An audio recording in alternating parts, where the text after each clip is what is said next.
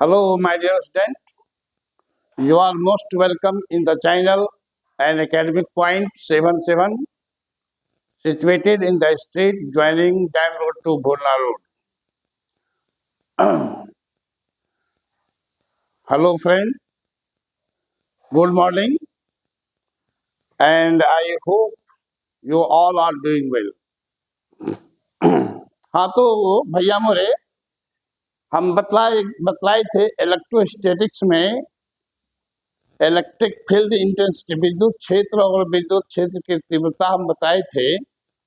तीव्रता तो कहते हैं, तीव्रता के लिए बहुत सारा कुछ बताए थे कि कोई पॉइंट चार्ज है उसके कारण इंटेंसिटी क्या होगा।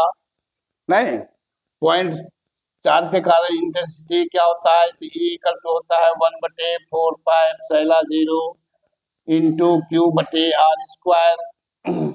नहीं, और इलेक्ट्रिक डायपोल के कारण भी इंटेंसिटी बताए थे। इलेक्ट्रिक डायपोल के कारण जो होता है तीन पॉइंट पर हो, तीन के अलग अलग केस में होता है कि एक्सियल पॉइंट मतलब अक्षीय बिंदु पर तीव्रता क्या होगा, निरक्षीय बिंदु पर तीव्रता क्या होगा, या एट एनी पॉइंट तीव्रता क्या होगा। ठीक है, और ये भी बताए थे कि इलेक्ट्रिक फील्ड इंटेंसिटी का SI यूनिट क्या होता है। ये होता है फोर्स बटे चार्ज। नहीं, एक फॉर्मूला ये डायरेक्ट फोर्स बटे चार्ज ही होता है, ऐसा बताए थे। इस आधार पर हम इंटेंसिटी का यूनिट बतला सकते हैं कि इसका यूनिट हो जाएगा न्यूटन, इसका यूनिट हो जाएगा कूलम, न्यूटन पर कूलम होगा। नहीं तो ये सब बताए थे। इसी पर बेस्ड आज कुछ न्यूमेरिकल प्रॉब्लम हम बतला रहे हैं। नहीं, ये क्या कहता है न्यूमेरिकल प्रॉब्लम कि एक न्यूट्रॉन कण को हवा में संतुलित रखने के लिए आवश्यक इलेक्ट्रिक फील्ड इंटेंसिटी का परिमाण और दिशा ज्ञात करें। नहीं, कहिएगा हवा में रखने के लिए कौन चीज क्या, तो यार न्यूट्रॉन पहले है क्या। न्यूट्रॉन का मतलब क्या हुआ, हाइड्रोजन का 3 आइसोटॉप हम लोग जानते हैं। एक प्रोटियम होता है, दूसरा ड्यूटेरियम होता है, तीसरा ट्रिटियम होता है। नहीं, तो ड्यूटेरियम का ड्यूट्रॉन को, ड्यूटेरियम का ही नाम है ड्यूट्रॉन। ठीक है, और ड्यूट्रॉन इसमें क्या होता है, एक प्रोटॉन, इसके केंद्रक में, इसके न्यूक्लियस में एक प्रोटॉन और एक न्यूट्रॉन होता है। तो प्रोटॉन और न्यूट्रॉन का मास लगभग समान होता है। तो इसका मास कितना, इसका मास हो जाएगा प्रोटॉन का मास प्लस न्यूट्रॉन का मास। और हवा में ये रखा हुआ है, रख सकते हैं, छोड़ेंगे तो गिर जाएगा। तो ये हम छोड़ देंगे, ये यहीं पर, यहीं का यहीं रहे। इसका मतलब क्या होगा, इस पर क्या सबसे पहले सोचना होगा कि इस पर कितना बल लग रहा है। कोई भी चीज, कोई भी बॉडी नहीं रेस्ट में रहे या मोशन में रहे, इसका कारण क्या है, इस पर जो उस पर फोर्स लगता है। तो फोर्स, इसको छोड़ देंगे तो इस पर कौन फोर्स लग रहा है जी, पृथ्वी का गुरुत्व बल नीचे लग रहा है। नहीं, जिस कारण हम छोड़ेंगे तो यह नीचे की ओर जाना शुरू कर देगा। नहीं, उसी तरह का प्रश्न यहाँ है कि ड्यूटेरियम कण को हम यहाँ पर छोड़ देंगे, तो छोड़ देंगे तो वह यहाँ पर रहेगा, उसको पृथ्वी अपने गुरुत्व बल से सेंटर की ओर खींचेगा। नहीं, लेकिन ये क्वेश्चन कहता है कि नहीं, वह पृथ्वी के गुरुत्व बल जो खींच रहा है उसके कारण, उसके बावजूद भी वह वही पर वही रहे। इसका मतलब क्या होगा, ये कब संभव है, जितना बल गुरुत्व बल लग रहा है नीचे की ओर, उतना ही बल ऊपर की ओर लगे। ठीक है, उतना ही बल ऊपर की ओर लगे।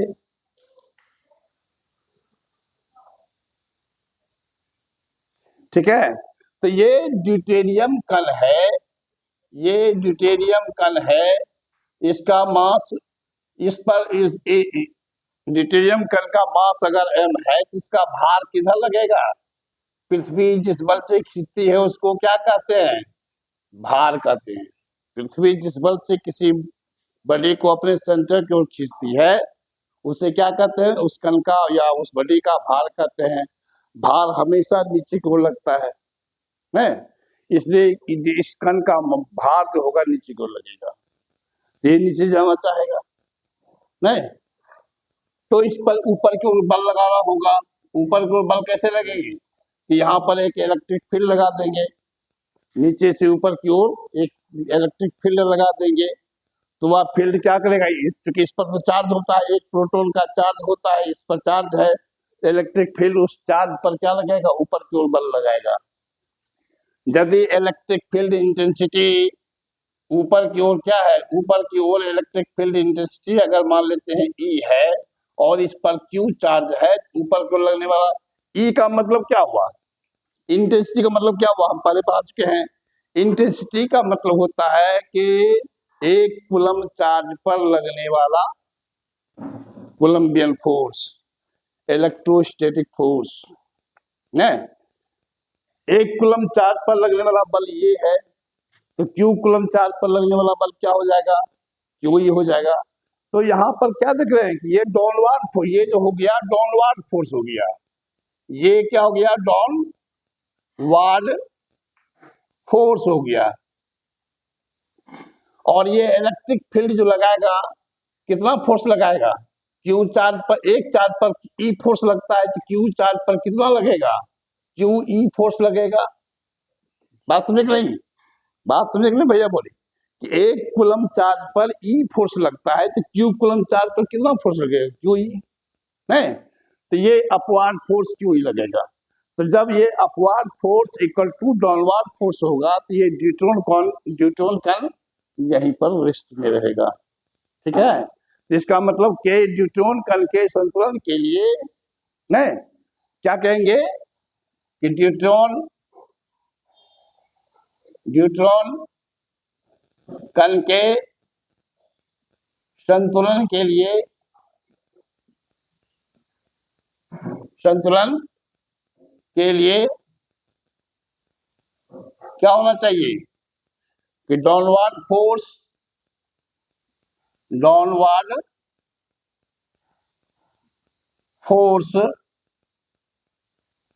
इक्वल टू होना चाहिए अपवार्ड फोर्स। ठीक है, डाउनवार्ड फोर्स क्या है, तो ये mg हो गया। अपवार्ड फोर्स क्या होगा, अपवार्ड फोर्स जो इलेक्ट्रिक फील्ड फोर्स लगा रहा है, मतलब इलेक्ट्रोस्टैटिक बल है, और इलेक्ट्रोस्टैटिक बल कितना है, QE है, इसलिए यहां पर हो जाएगा QE। ठीक है, तो हमको क्या निकालना है, इसी E का मान निकालना है, इसलिए E बराबर क्या हो जाएगा, E बराबर हो जाएगा mg बटे Q। ठीक है, तो इस यही निकल गया।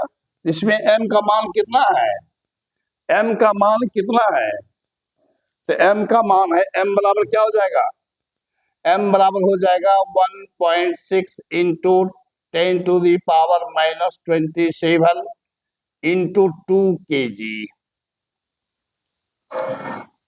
ठीक है? एक प्रोटॉन का मास जो होता है 1.6 इंटू 10⁻⁻27 kg होता है, या तो उससे गुना करें, मतलब उसमें प्रोटॉन और न्यूट्रॉन है, प्रोटॉन और न्यूट्रॉन का मास लगभग समान होता है, इसलिए हम इसको 2 से गुना कर दिए। समझ गए भैया मोरे, तो ये हो जाएगा 3.2 इंटू 10⁻⁻27 kg। ये m का मान मालूम हो गया। जी तो जानते करते हैं कि जी क्या है, एक्सेलरेशन ड्यू टू ग्रेविटी है, गुरुत्व जनित त्वरण है, जिसका मान 9.8 मीटर पर सेकेंड स्क्वायर होता है, या इसको प्राय 10 सुविधा के अनुसार 10 भी कहीं कहीं लिया जाता है, तो हम यहाँ पर 10 ले रहे हैं, 10 मीटर पर सेकेंड स्क्वायर।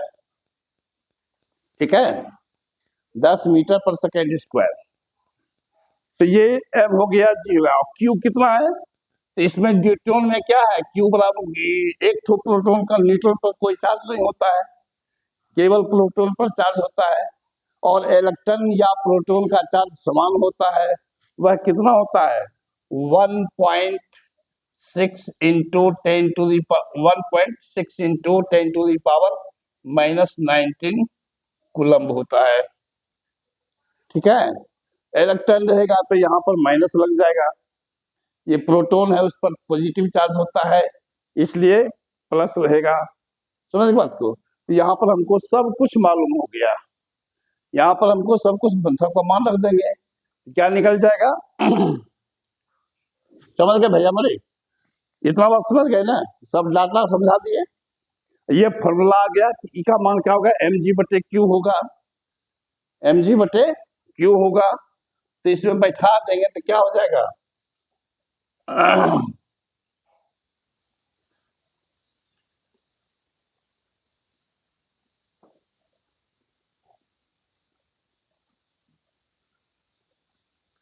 तो क्या हो जाएगा?